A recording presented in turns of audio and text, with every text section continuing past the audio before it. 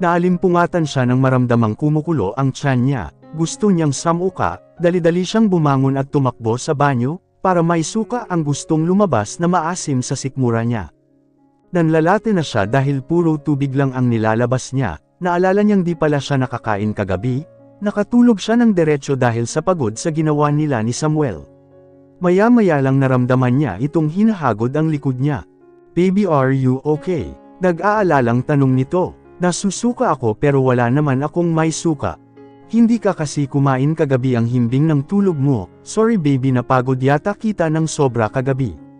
Ginigising kita pero di ka sumasagot, kaya pinabayaan ko na lang." "Nagugutom ka ba? Ikuha kita ng food sa ibaba."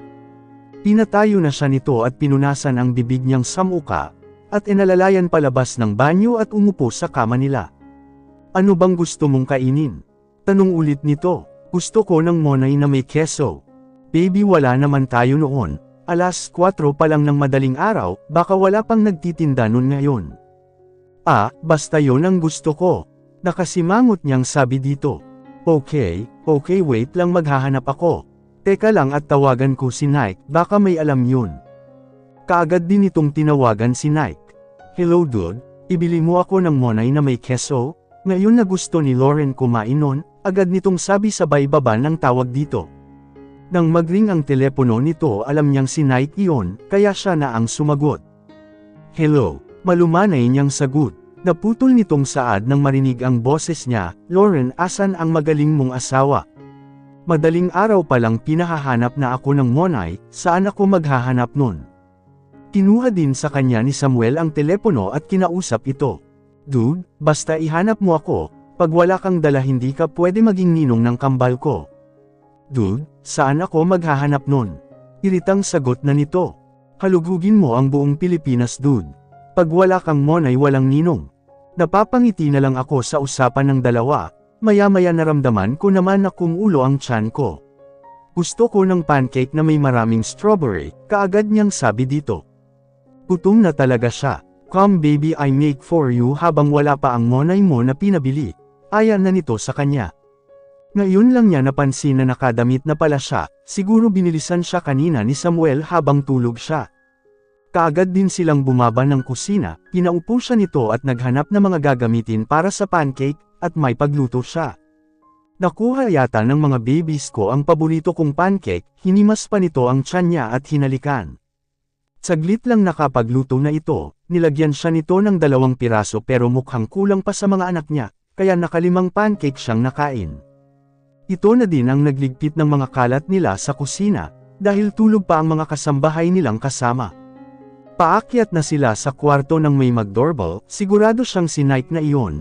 Ito lang naman ang inutusan nito ni Samuel na bumili. Dali-dali din binuksan ni Samuel ang gate at pinapasok ang bisita nila. Nakasimangot na mukha ang nabungaran niya, hindi na may pinta ito.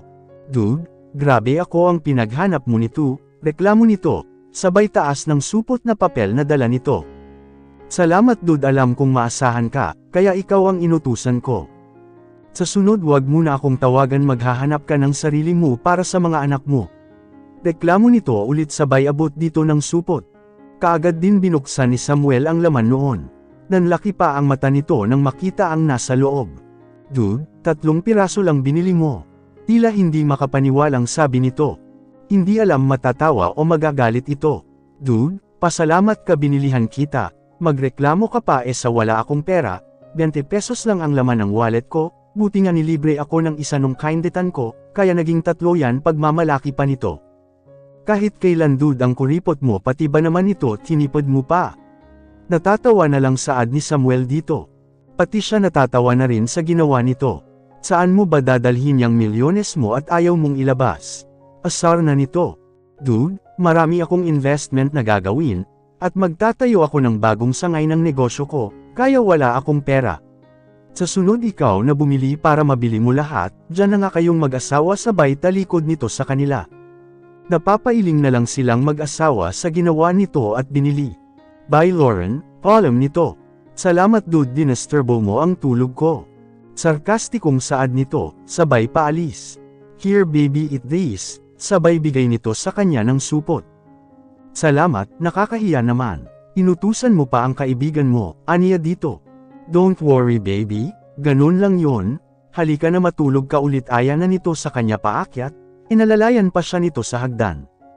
Ang swerte niya kay Samuel, lahat ginawa para sa kanya, binibigay agad ang gusto niya, and she's so blessed na pati ang mga kaibigan nito mabait sa kanya. Sana lang mabait ang mga magulang nito, wag siyang ayawan, hindi pa niya nakikita ang mga ito, dahil nasa Amerika pa daw ang mga ito, sabi ni Lexi sa kanya, at nagpapagaling ang magulang nito. Get back to sleep baby, I'll just take a shower, and it's 7 o'clock already, I need to go to the office, may asikasuhin lang ako doon, saad nito. Humiga na rin siya sa kama. Inaantok din naman siya, kaya gusto niyang matulog muna. Gisingin mo na lang ako pag aalis ka na, no need baby, just take rest, I'll call you later. Okay, ingat ka ha, baka makatulog na ako at di kita maramdaman na aalis. 8, sure baby, para sa inyo, at hinalikan siya nito sa noo at labi, bago pumasok sa banyo para maligo. Masaya talaga siya ngayon, alam niya mahal na niya ito, nahiya lang siya ipakita dito at naramdaman din niya na masaya ito sa kanya. Masyado itong maalaga pagdating sa kanila ng mga anak nila. Hikab ng hikab na siya, kaya pinilit na niyang matulog muna. Paglabas niya ng banyo, nakatulog na ulit ang mahal niya. Yes, mahal niya ito, di pa lang niya masabi, pero pinapakita niya na lamang ito. Masayang masaya talaga siya ngayon sa buhay niya, lang noon inaabot siya sa iba't ibang bar, at iba't ibang babae din niya ang kasama. Iba na pala ang pakiramdam pag mahal mo ang isang tao, gagawin mo ang lahat, wag lang masaktan ito. Kaya gagawin niya ang lahat, makuha lang ang para dito, na kinuha ng ibang tao para sa kanya. Pagkatapos niyang magbihis, tulog pa rin ito, kaya hinalikan na lamang niya sa noo at sa tiyan nito, napagod ito masyado kagabi. Ilang beses ba naman kasi may nangyari sa kanila at masayang masaya siya. Hindi pa niya sana titigilan ito kung hindi nakatulog agad.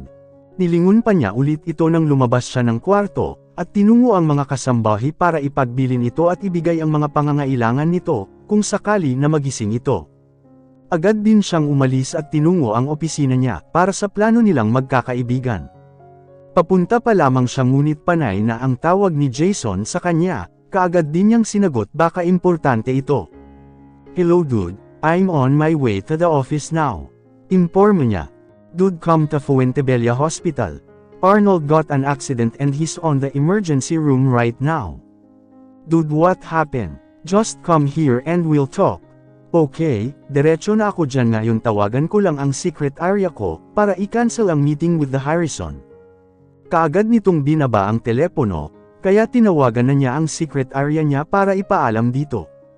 Pinilisan na niya ang pagdadrive para makarating sa hospital, hindi niya alam kung bakit na aksidente si Arnold. Kinakabahan siya ngayon, lalo nang sabihin ni Jason na nasa emergency room ito. Pagkadating ng hospital, hindi na maayos ang pagka-park niya ng sasakyan, dali-dali na siyang lumabas at tumakbo papasok sa loob ng hospital, diretso sa emergency room. Naabutan niya doon ang mga kaibigan na nakaupo sa sahig, at nakatikip ang mga palad sa mukha. What happened dude? Kinakabahang tanong niya. Nagulat pa ang mga ito nang magsalita siya, di man lang siya naramdaman. He got hit by a big truck. Pekis-ekis daw ang takbo ng sasakyan ni Arnold, kaya tinamaan ito ng malaking truck na kasalubong niya ang sasakyan nito, buti at nakuha siya kaagad sa loob ng sasakyan ng mga nakakita sa aksidente at dinala dito, saad ni Jason. Nakakulong na ang driver na bumangga sa kanya, ani Spencer. Tinawagan ko na ang mga magulang niya. Parating na ang mga yun galing Santa Catalina, yung isang kapatid baka mamaya lang nandito na at nasa Makate lang, dagdag pa ni Jason. Hindi natin alam ang dahilan, which is hindi naman nagsabi sa atin. And night. Tinawagan ko pa si Farah, pero hindi sinasagot ang tawag ko ilang beses na, pero ganun pa rin. Ngayon pa ito nangyari, kung saan may gagawin tayong importante ngayon, pinakancel ko na muna sa secret area ko ang pagpunta natin sa Harrison Company. Nagulat pa sila nang lumabas ang doktor galing sa loob. Doc, kamusta ang pasyente? Halos sabay pa nilang tanong dito. Dr. Fuentebella has a serious injury, may bali ang ribs niya sa kaliwa, at napuruhan ang kanyang mga mata, maraming bubog ang pumasok dito at kailangan na maoperahan ito kaagad. Kailangan din namin ng dugo na isasalin sa kanya, maraming dugo ang nawala sa kanya, lalo na't malayo ang pinangyarihan ng aksidente. And we trace some alcohol sa kanya, mukhang nakainom siya nung mag-drive. Mahabang paliwanag ng doktor sa kanila. Hindi nila alam bakit lasing ito, at nag-drive pa na hindi nito gawain. Ito lamang sa kanilang 5 ang maingat. Hindi ito basta-basta magdadrive ng lasing ng walang dahilan. Stable na ang kondisyon niya, antayin na lang na matapos ang operasyon sa mata niya, at ilipat na ito sa kwarto. May kuna muna kayo palm nito sa kanila. Salamat doktor, nakahinga din sila ng maluwag, nang malaman na okay na ito, pero inaalala lang niya ang mga mata nito, ang napuruhan. Wag naman sana ang naisip niya, alam kong hindi nito matatanggap. Lumabas na din ang isa pang doktor, ito siguro ang umopere sa mga mata nito. Doc, kamusta ang operasyon ng mga mata niya? Agad na tanong ni Spencer dito.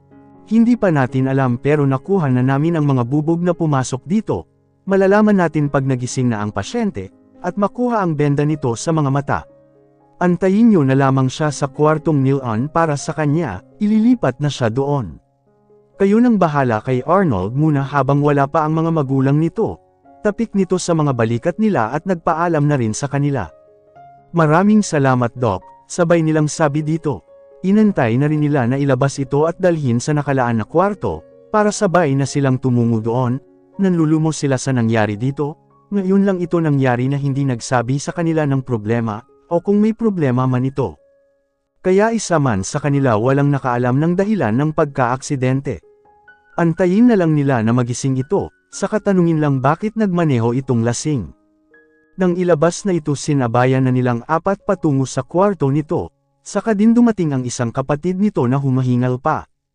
What happened kay kuya? Agad nitong tanong. Naaksidente siya at nagmaneho ng lasing, hindi rin namin alam kung bakit anong dahilan, ani pa ni Jason. Nung isang gabi lang nakausap ko pa siya at sinabing kinancel daw ni Farah ang kasal nila, at ayaw na nitong magpakasal sa kanya saad ng kapatid nito. Dude, kaya siguro ayaw nitong sagutin ang tawag ko ani Nike. Pero wala siyang sinabi sa atin para sana nalaman natin, kung ano ang nangyari sa kanya, dagdag ni Spencer.